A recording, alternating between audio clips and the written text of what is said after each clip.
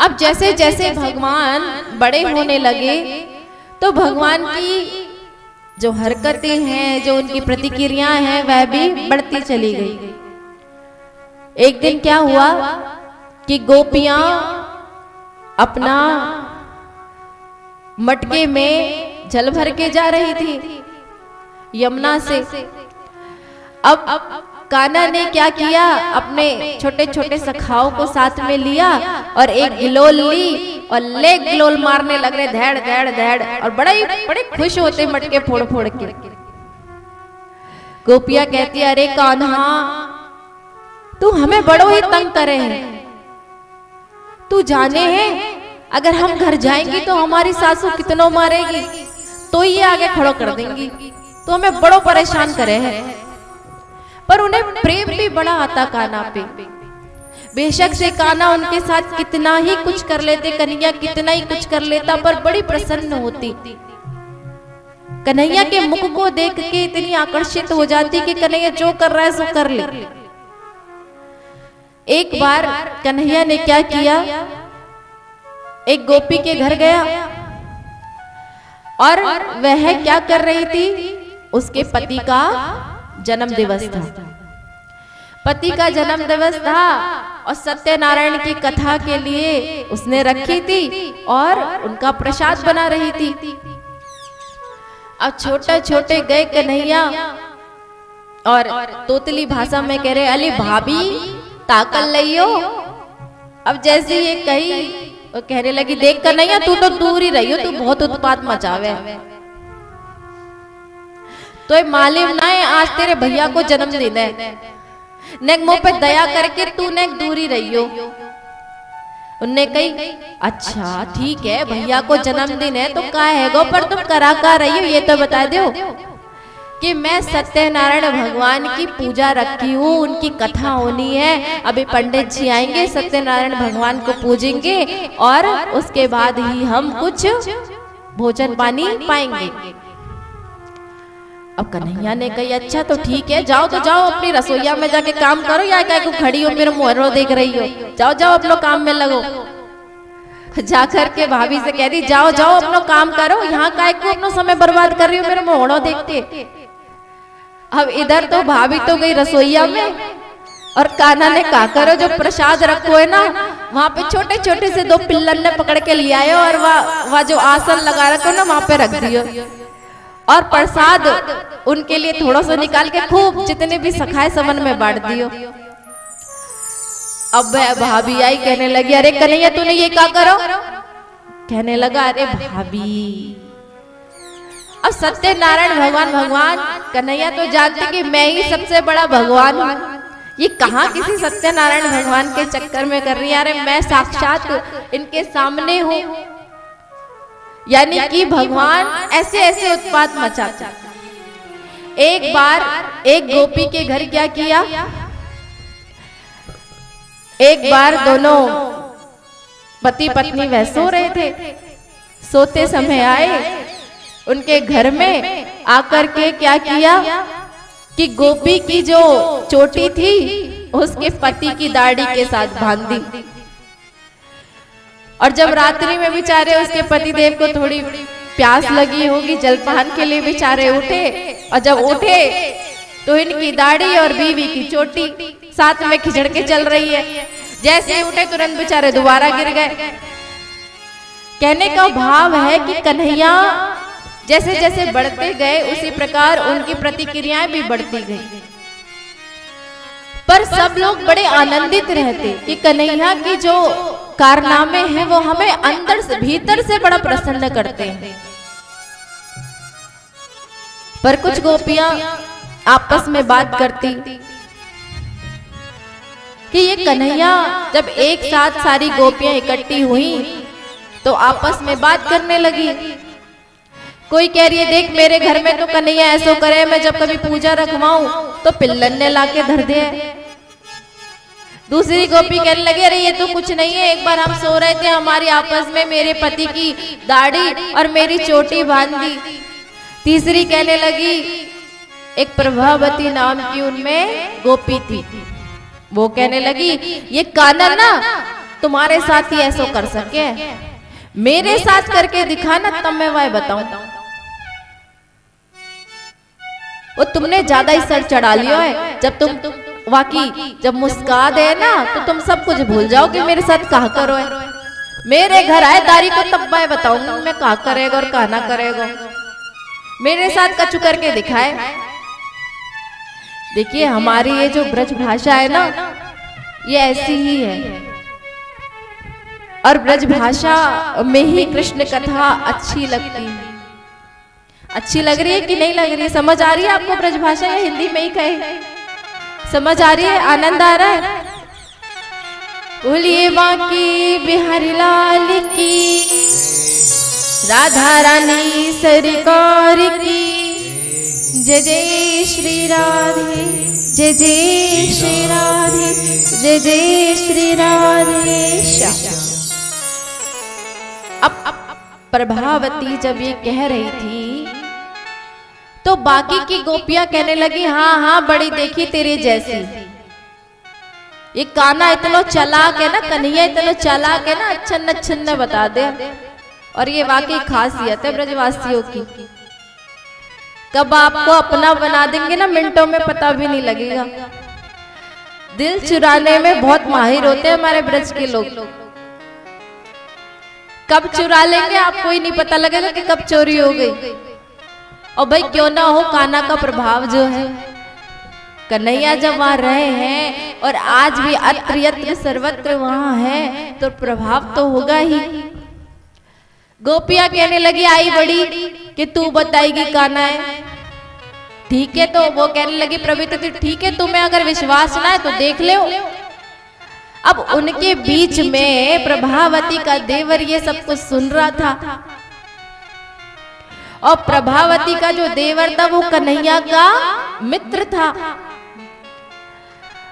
अब कन्हैया के मित्र ने क्या किया, जाकर के कन्हैया से कह दिया अरे देख कन्हैया, बाकी सारी भाभी तो तेरे बारे में बता रही है ऐसो करो वैसो करो, और जो प्रभावती मेरी भाभी है ना वो तेरी बहुत बुराई कर रही। न्यों कह रही तारी को आए मैं बताऊंगी, वह मेरे घर में कोई चोरी करके दिखाए, मेरे घर में उत्पात मचा के दिखाए। जब ऐसे कहने लगी तो कहने लगा अच्छा तेरी भाभी की ये हिम्मत कि मेरे बारे में ऐसे कह रही है, तो अब ले तेरी भाभी कोई नंबर है आपके। प्रभावती ने एक दिन बड़ा ही सुंदर सा माखन निकाला, बड़ा सुंदर माखन निकाला और उनने अपने छीके पे टांग दिया। अब जो प्रभावती का देवर था उसने कन्हैया से कह दी आजा कन्हैया, आज तो भाभी ने बड़ा चोखो सो माखन निकाला, ले अब ले तू तेरी भाभी है। बड़ी कह रही ना कि बताऊंगी या कन्हैया है। आए खुद आए, अपने दोस्तन नु सखन ने सबन ने साथ में लेके आ गए। सबन ने लाके सबन ने ढेड़ी ढेड़ गुले से मटकी फोड़ी और सबन ने माखन खायो, और सबन ने झिक्कर के खूब झिक्कर के माखन खा लिया। और सब लोग वहां से 9 2 11 रह गए। अब प्रभावती आई घर पे। प्रभावती जब घर आई देखती है, क्या देखती है, सारी की सारी मटकियां माखन से जितनी भी भरी थी वो सब की सब फूटी पड़ी है। सारा माखन उनमें से चोरी हो गया। अब प्रभावती समझ गई ये तो कन्हैया का ही काम है। अब बेचारी बोले क्या, जब सखियां दोबारा से इकट्ठी हुई, गोपियां इकट्ठी हुई, गोपी कहने लगी अरे प्रभावती, बड़ी कह रही कन्हैया मेरे घर चोरी करके दिखाए, मैं बताऊंगी, मैं जे करूंगी मैं वो करूंगी। का कर लिया तूने वहां को? अब कह रही है कि क्या बोले बेचारी, कुछ कर ही ना पाई। कहने लगी कोई बात नहीं, इस बार उसकी बारी, अगली बार मेरा दांव लगेगा, देख मैं क्या करती हूँ। अब प्रभावती को ये पता लग गया कि जो कन्हैया का सीआईडी है वो मेरा ही देवर है। प्रभावती को पता लग गया कि मेरा देवर ही कान्हा का सीआईडी है। अब के खूब दिखा दिखा के माखन, खूब दिखा दिखा के माखन निकाल रही है। कि आए और कन्हैया आकर के माखन को खाए। माखन को खाए, देवर को दिखा दिखा के खूब माखन चला रही है और खूब बढ़िया सी मटकियों में माखन सजा दिया छिको पे खूब अच्छे से। पर जब देवर ये देख करके कन्हैया को बताने के लिए निकला तो प्रभावती ने बड़ा दिमाग लगाया। उसने क्या किया, उसने एक ऐसा जुगाड़ कर दिया कि मटकी के ऊपर एक घंटी रख दी। सभी मटकियों पे माने घंटी रख दी और उनने कही कि अब के कोई सी भी मटकी फोड़ेगो ना मुझे पता लग जाएगी, तभी जभी ये घंटी बज जाएगी। अब वह वहां से चल दी, पूरा इंतजाम करके अच्छे से चल दी। अब प्रभावती तो वहां से चली गई। अब इधर कन्हैया अपने बाल गोपाल अपने सखाओं को साथ लेकर के आए तो क्या देखा, अरे बड़ा ही सुंदर माखन रखा है। अब उन्होंने क्या किया, अपने चारों मित्रों को सबसे फिर नीचे रखे 5 और 5 के ऊपर 4, 4 के ऊपर 3 और 3 के ऊपर 2 और 2 के ऊपर सबसे ऊपर हमारे कन्हैया। अब कन्हैया ने प्रभावती की चालाकी भी देख ली के ऊपर घंटी लग रही है। कन्हैया ने घंटी ते कह रही, देख घंटी, जब तक सब लोग माखन ना खा लेना, जब तक जितने भी मेरे सखा हैं, बाल गोपाल हैं मेरे साथ, जरा भी मत बजियो। अब घंटी ने तो वैसा ही किया कि जब तक कन्हैया ने जितने भी सखा थे उन सबको माखन नहीं खिला दिया, तब तक वह घंटी नहीं बजी। अब जब कन्हैया का नंबर आया, जैसे ही कृष्ण भगवान ने अपने मुख खाने के लिए उसमें से माखन का लौंदा निकाला तो तुरंत घंटी बज गई। और जब घंटी बज गई तो प्रभावती वहां से आ गई। प्रभावती आ गई कि समझ गई आ गया चोर। अब प्रभावती कह रही, देख अब तो मैं बताऊंगी, चल अपनी मैया के पास। तेरी मैया बड़ी कहे ना कि मेरो लाला ऐसो ना है, मेरो लाला वैसो ना है, तू चल अब अपनी माँ के पास चल सीधो। अब प्रभावती से कन्हैया कहने लगे, नेक रुक जा, मैंने क्या घंटी ते बात कर लेने दे। कन्हैया कहने लगे, चौरी घंटी तो मैंने कही ना कि जब तक मेरे सारे सखा माखन ना खा ले तब तक तू बचियो ना। अब घंटी कहने लगी कि प्रभु देखो मैंने वैसा ही तो किया, जब तक तुम्हारे सखा ने जो माखन खा रहे थे तब तक मैंने नहीं बजी। तो कहने लगे, अच्छा नहीं बजी तो जब मैंने माखन खाया तो तू क्यों बजी फिर? घंटी कहने लगी, प्रभु मेरा तो काम है कि जब जब आपका भोग लगे और मैं बचूं। अब प्रभावती ने कन्हैया का हाथ पकड़ा और बड़े ही ताव में चलती चली जा रही है यशोदा मैया के। चलिए आज बताऊंगी यशोदा मैया को, बड़ी कहती है मेरा लाला तो बहुत अच्छा है, मेरे घर में क्या कई चीज की कमी है जो तुम्हारे घर में माखन खाएगा। मेरे लाला के घर में 9-9 लाख गैया हैं, उनको इतना दूध है, माखन है, तुम्हारे घर क्यों चुराएगा मेरा लाला? और अब यशोदा मैया को बड़े ही ताव में आ रही है, आज लेके जा रही हूँ कान्हा को। अब कन्हैया ने क्या करी? कन्हैया ने कही, देख देख प्रभावती भाभी मेरो हाथ दुख गयो, तू एक काम कर, या हमारे हाथे छोड़ के दूसरे वाले हाथे पकड़ ले। अब जैसे ही दूसरा हाथ पकड़ाने लगे कन्हैया ने तो अपना काम कर दिया। उसी समय हाथ छोड़ करके प्रभावती के देवर का हाथ प्रभावती के हाथ में पकड़ा दिया और प्रभावती बड़े ताव से चल रही है। आज बताऊंगी, आज देखूंगी उस नंदरानी को। बड़ी कहती है मेरा लाला क्या चुराता है तुम्हारा, मेरा लाला काय को तुम्हारा माखन चुराएगा। बड़े ताव में जाती चली जा रही है, चलती चली जा रही है। एक बार भी ये नहीं देखा कि मेरे साथ है कौन, कन्हैया है या कोई और है। चलती चली जा रही है और नंदरानी क्या, अरे नंदरानी कहाँ हो तुम, आओ निकल के, आज तुम्हारे लाला रंगे हाथ पकड़ के लाई, यानी बड़ा उत्पात मचा रखा है। और यशोदा रानी कहने लगी फिर आ गई है, मेरे लाला के पीछे ही पड़ी रहे, मैं ना जाने मेरे लाला ने इनको कहा बिगाड़ो है। यशोदा रानी आई, कहने लगी बता कहा बात है, काहे को इतना शोर मचा रही है। कहने लगी शोर और न मचा रही, तुम्हारे लाला ने तो ऐसा काम करो कि वहां में लठ बजाना चाहिए, मैं तो सिर्फ शोर ही बजा रही। तुम्हारे लाला ने तो ऐसा काम करो कि हमें लठ मारने चाहिए, लाठ बजाने चाहिए, और तुमने तो कह रही हो कि शोर काय को मचा रही है, अल्लाह काय को मचा रही है। कहने लगी अच्छा बता तो दे मेरे लाला ने करो काय, मोए भी तो मालूम पड़े।